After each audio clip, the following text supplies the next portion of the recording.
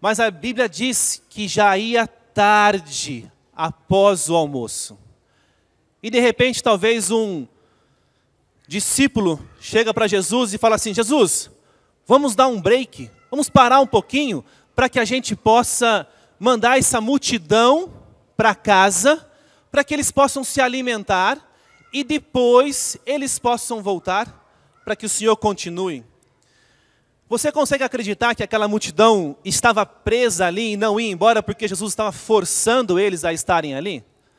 Não, eles estavam ali porque eles estavam atentos à palavra de Deus. Jesus estava falando e aquilo prendia a atenção deles. Eles estavam sedentos da verdade.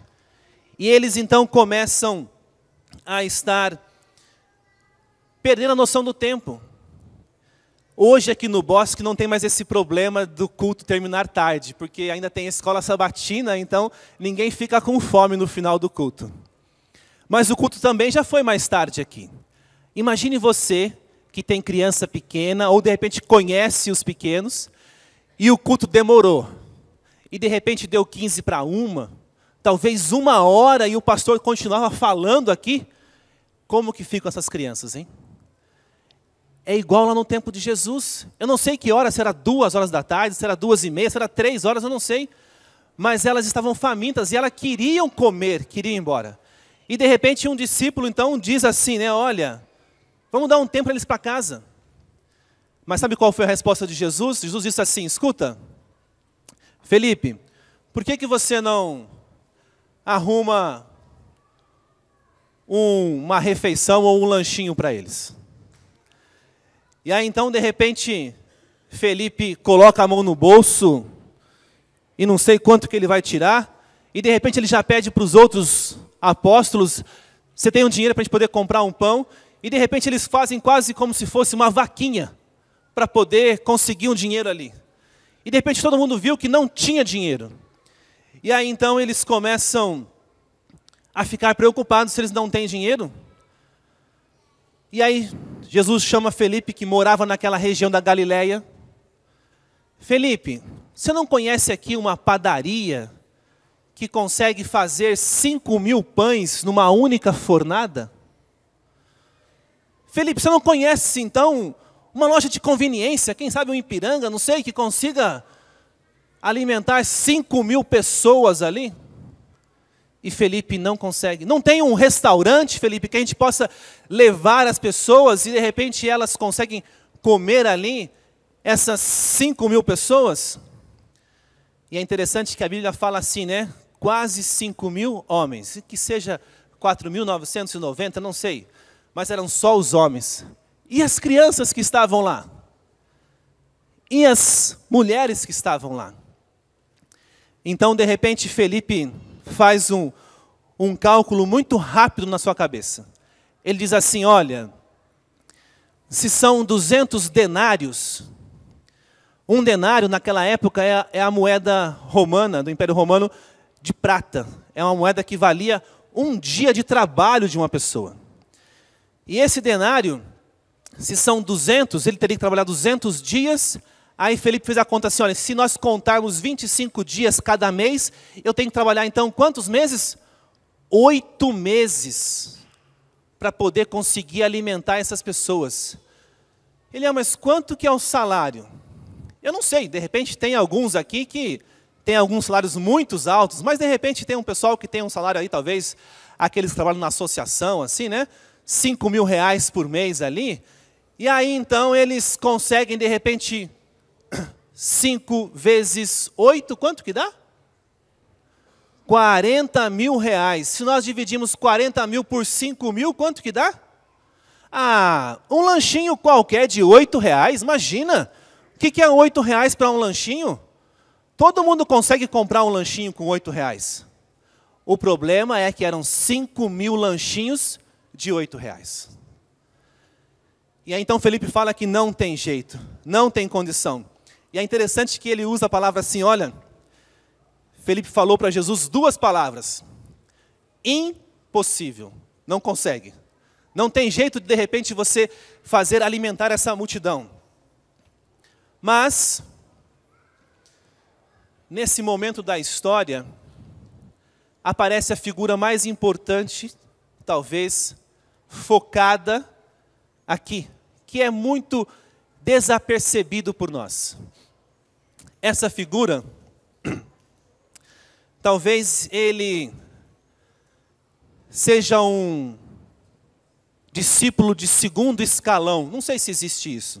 É como se fosse na orquestra que nós temos aqui e tivesse o segundo violinista, ele não fosse o primeiro. Era um discípulo talvez que não era tão conhecido, porque ele não escreveu nenhuma carta, nenhum livro. Era um discípulo talvez que não era famoso igual o seu irmão que andou por cima das águas ali. E esse discípulo então, ele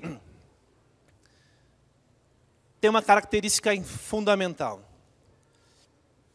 Ele vê possibilidades nas pessoas. Ele consegue enxergar o talento das pessoas. E eu estou falando nada mais do que André, o discípulo André. E esse André, na Bíblia, como você leu ali, a gravadora leu aqui, ele fala uma frase muito curta. Ele fala assim, ó, eis aqui um menino. O menino estava lá. O menino talvez não iria aparecer e se oferecer. Alguém teria que ver esse menino, pegar esse menino. Alguém teria que perceber esse menino. Se nós contarmos as pessoas aqui no bosque, pela quantidade de bancos, depois que diminuíram 2 bancos, talvez nós temos aqui um número de 480 pessoas, mais ou menos, sentadas. 450, 480. E aqui, como eu estou mais alto do que vocês, eu consigo identificar uma ou outra pessoa. Agora imagina essa quantidade vezes 10, só de homens. Uma multidão, talvez ali, sei lá, 5.000 homens, mais crianças e mais mulheres, mais 5.000, talvez tenhamos essa quantidade aqui vezes 10, vezes 20, e nós tenhamos muitas pessoas, 10.000 pessoas lá. Como que iria identificar um menino? Como que André conseguiu identificar, descobrir um menino? André tinha característica marcante. Ele conseguia identificar as pessoas. É interessante que, talvez ele passou pela multidão, e ele viu ali um garotinho que tinha uma cestinha, talvez toda embrulhadinha, e ali tinha 5 pães e 2 peixes. E ele percebeu essa criança quando Jesus comentou o problema, vamos alimentar essa multidão, e André foi lembrar desse garotinho. Eu não sei o que você faria. Temos que dar pão, alimento para toda essa igreja, 400 pessoas. E de repente tem uma pessoa ali que tem 5 pãezinhos e 2 peixes. E aí? Você lembraria? Não, é muito pouco, não adianta nem trazer, que vai ficar só dando vontade para os outros e não vai resolver nada. E aí então nós podemos perceber que as perspectivas daquela situação não eram as melhores. Não tinha jeito, de repente, de conseguir ali. Mas um único discípulo, ele percebeu. Olha, 5 pães, mais 2 peixes, igual a 5.000 lanches. Que conta absurda que ele fez, mas ele tinha essa perspectiva. Sabe o que é interessante? É que essa comida de pão e peixe era a comida diária dos pescadores da Galileia. Era isso que eles comiam todos os dias. Não tinha muito segredo, não. Mas vamos imaginar a cena. Jesus talvez encostado, sentado, os discípulos à volta, e de repente chega um e diz assim, olha, tem um garotinho aqui que tem 5 pães e 2 peixes. Gente, se fosse nos nossos dias, o que você faria? Ah, André, presta atenção, aqui são 5.000 pessoas, não são 5 pães. Para com isso. Talvez você seria uma pessoa que desanimaria. Como que nós vamos solucionar um problema se ele está falando uma quantia muito grande? Mas André tinha essa perspectiva de conseguir enxergar lá na frente. André não sabia o que ia acontecer, não. Mas André, de repente, teve a iniciativa. Esse ponto é chave. André talvez foi lá e chamou. O nome do garoto não aparece na Bíblia. Por que será que não aparece na Bíblia o nome daquele garoto? Será que de repente poderia ser como nós temos aqui o João Marcos, temos o Eric, temos o Tiago, temos o João Paulo, temos o Pedro, temos o Gustavo, nós temos vários garotos. Será que poderia ser um nome desses garotos? Eu não sei como era o nome daquele garoto, mas não importa. O que importa é que aquele garoto, ele conseguiu fazer com que parte do seu lanche fosse colocado na mão de Jesus. E aqui para os desbravadores imaginarem, né? Jesus então começa a partir aqueles pães, e aí então começa a chamar os apóstolos e entregar. Será que os apóstolos estavam com, quem sabe, o uniforme do McDonald's? Porque eles estavam entregando ali os primeiros McFishes da história, porque eles estavam entregando ali o pão com o peixe. Eles não estavam com o uniforme, mas aquelas pessoas estavam comendo ali o pão com o peixe que Jesus estava entregando para... Atenção, senhores e senhoras, vai começar!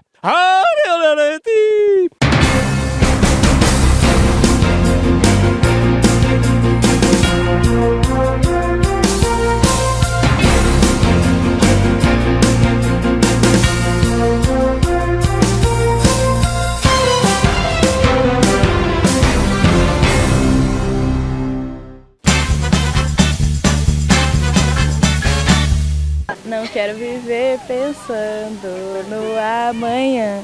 Eu quero ser feliz. Dias vêm e vão, não irei temer. Posso confiar em ti. Se o futuro... Ai, não sei! Ai, que burro!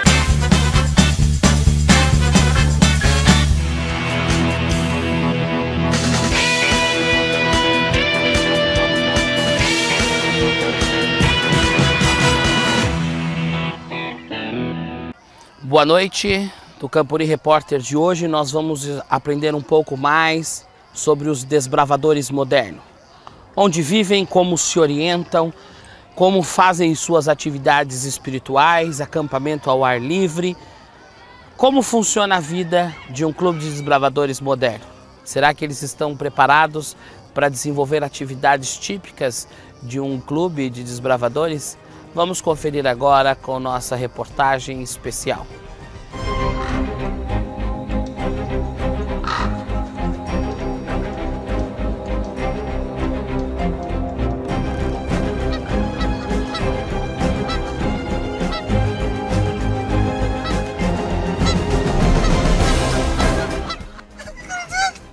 Aconteceu? O que aconteceu? Pegou o 4G! Vamos acabar aqui, senhor. Muito obrigado. Galera, nesse momento precisamos ler aquele versículo, João capítulo 14, versículo 16. Demorou. Tá. Quem vai ficar responsável por ler, por favor? Léo, leia pra gente. Tem uma Bíblia aqui, só um momento. Deixa eu desbloquear no celular. Qual que é o versículo mesmo? João capítulo 14, versículo 16. Achou? Achei. Vamos ler aqui junto.